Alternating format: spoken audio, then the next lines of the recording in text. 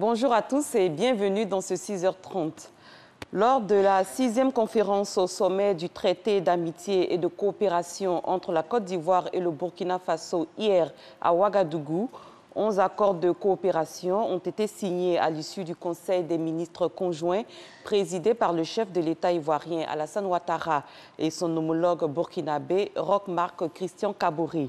Ces accords portent notamment sur la sécurité et la défense, le renseignement, la lutte contre la traite transfrontalière des enfants et la création de fonds d'amitié et de coopération dédiés à la promotion de la femme et de la jeunesse. Le point de notre envoyé spécial Awa Touré. Toujours plus haut, toujours plus forte, les relations entre la Côte d'Ivoire et le Burkina Faso se consolident au fil des ans avec le traité d'amitié et de coopération. Un traité qui se veut un cadre permanent de concertation entre les deux pays liés par l'histoire et la géographie, en vue de la mise en place d'un partenariat dynamique pour le progrès et la prospérité. Notre coopération avance et se nourrit de notre ambition commune de bâtir pour nos populations respectives des nations démocratiques, paisibles et prospères.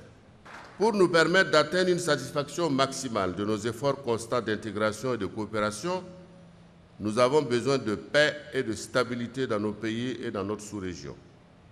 C'est dire combien il est important et urgent d'œuvrer à dissiper ce climat d'insécurité qui fait peser de graves menaces sur nos efforts de développement.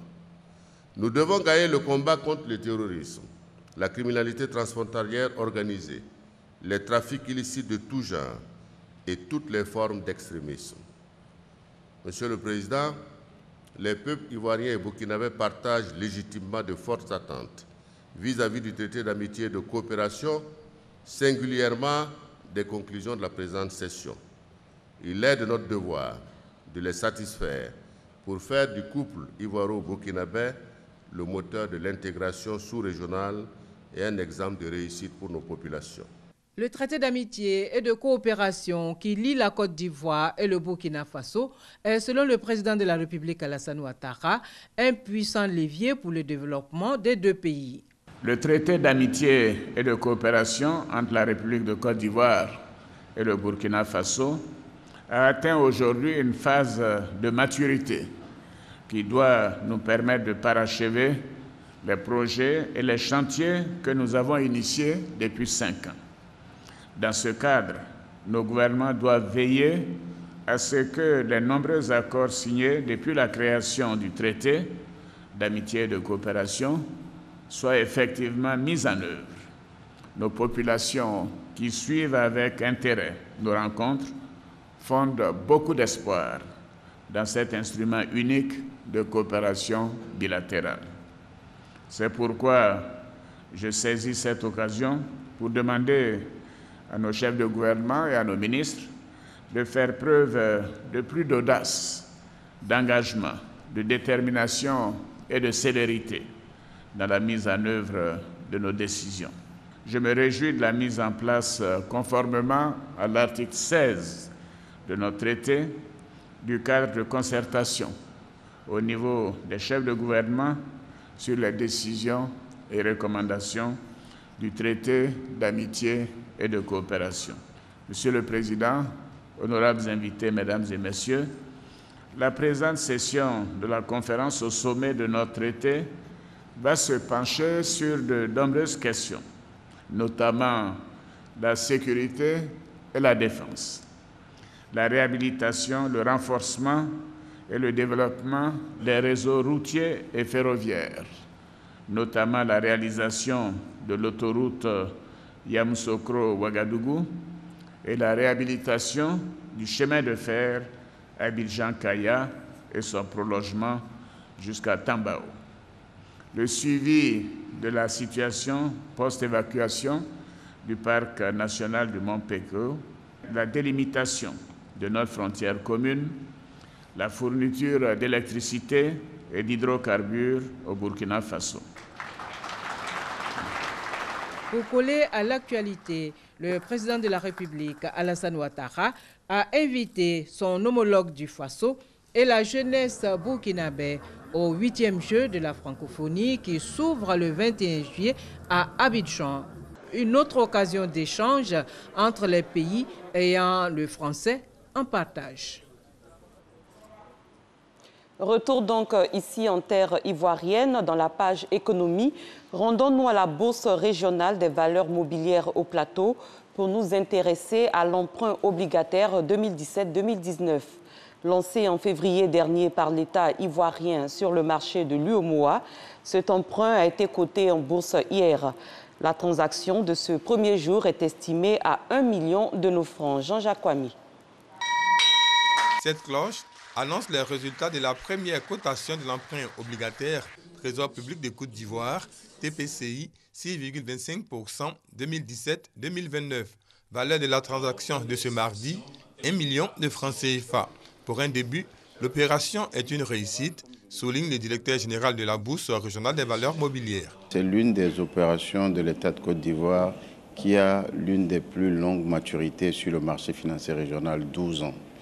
Cela témoigne aujourd'hui de la volonté de l'État de mobiliser des ressources à long terme pour le financement du développement et de la croissance en Côte d'Ivoire.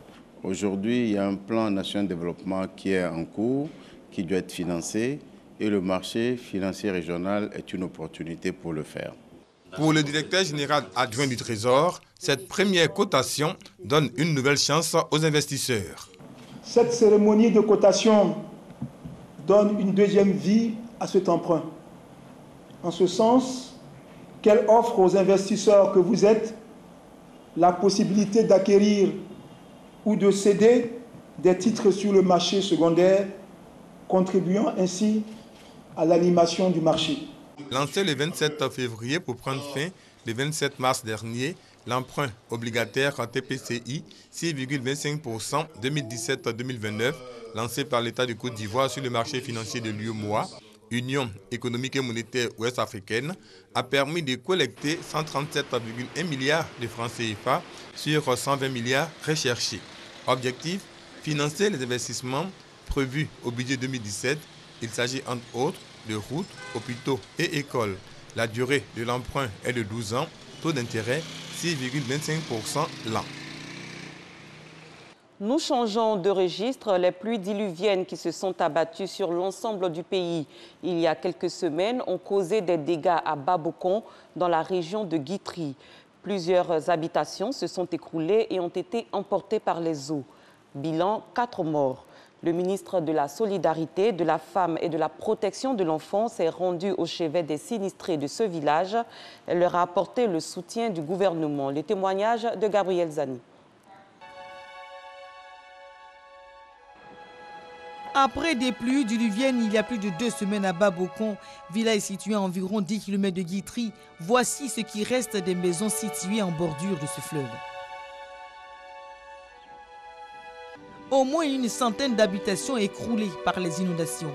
Le débordement du fleuve Boubor, provoqué par les pluies diluviennes, a englouti une partie de la maison de cet homme.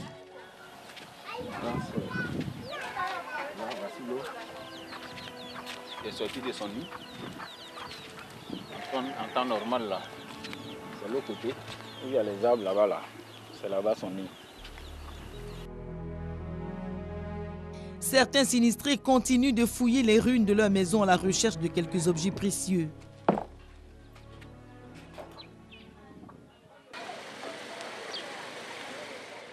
Le samedi 15 juillet, le village a reçu la visite de Mariatou Koné, la ministre de la Solidarité, de la Femme et de la Protection de l'Enfant. Mais l'envoyé du gouvernement est confronté à un fait.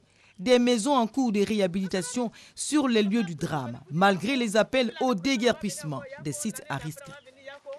Voilà les maisons qui sont en train d'être reconstruites au même endroit, alors que les autorités administratives et politiques vous ont donné un autre endroit pour que vous puissiez partir d'ici.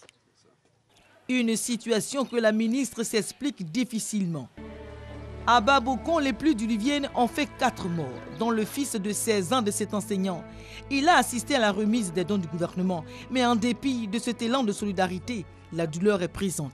Le samedi 10 juin passé, on avait une manifestation au sein de cette école et il a voulu venir nous rejoindre ici Il a reçu une décharge de foudre. Les pluies ont particulièrement été violentes et abondantes à Babocon. Elles ont atteint leur pic le lundi 26 juin dernier au point de couper le village de la commune de Guitry. C'est à la nage que les autorités administratives ont accédé à Babocon dès les premières heures du sinistre.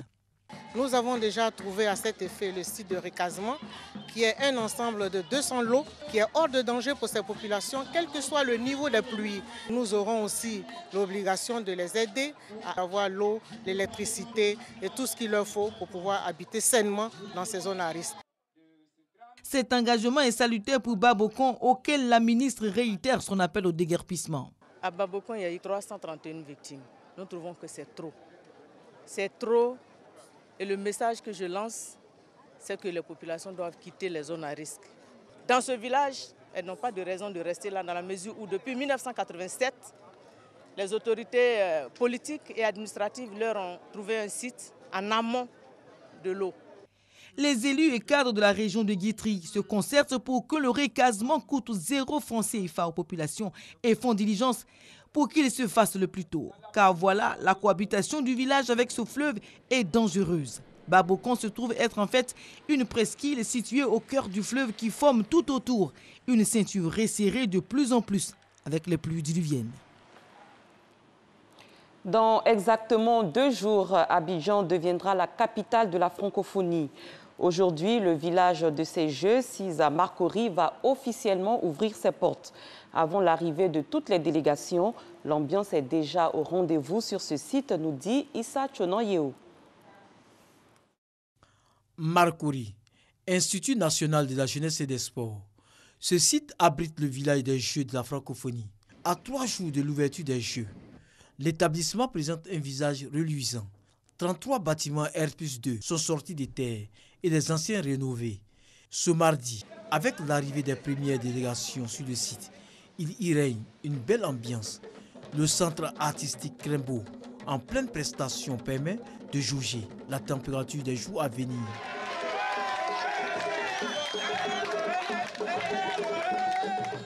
On est vraiment heureux et on souhaiterait que ça se passe comme ça de temps en temps chez nous. Je suis dans le bain, je dois m'amuser comme je dois. Je suis dans le show même, dans le show de francophonie, je suis dans le show. Et je prie même encore pour que ça puisse bien marcher. Non loin de cette frénésie des tam-tams, les mamans, les tatas et les papas du village des Jeux se préparent à offrir le sourire aux délégations qui vont arriver. Notre rôle ici, c'est d'accueillir tous les participants des différents pays qui arrivent aujourd'hui en Côte d'Ivoire, bien les installer pour que leur séjour se passe très bien. Tout se passe bien pour le moment et les délégations viennent, mais vraiment c'est au fur et à mesure, tout doucement. Mais nous sommes là, nous sommes sereines, on attend. On le voit, les Ivoiriens sont prêts à vivre pleinement ces Jeux. Le Comité national des Jeux de la francophonie, CNJF, est à la tâche pour que ces Jeux soient une véritable fête. À l'étranger, première audience du procès pour détournement de fonds au Vatican. L'ancien président et l'ancien trésorier de l'hôpital pédiatrique Bambino Jésus, l'Enfant Jésus, un établissement qui dépend du Saint-Siège, sont sur le banc des accusés. Ils auraient financé illégalement les travaux de restauration de l'appartement du cardinal Tarcisio Bertone, ancien secrétaire d'État du Saint-Siège. La première audience s'est tenue hier. Setia Novanto, le numéro 3 de l'État indonésien, est mis en cause dans une affaire de corruption impliquant de nombreux hommes politiques. En 6 ans, 150 millions d'euros, soit plus de 98 milliards de francs CFA, auraient ainsi été détournés des caisses publiques. C'est la fin de cette édition. Merci de l'avoir suivi. Excellent début de journée à tous et à toutes.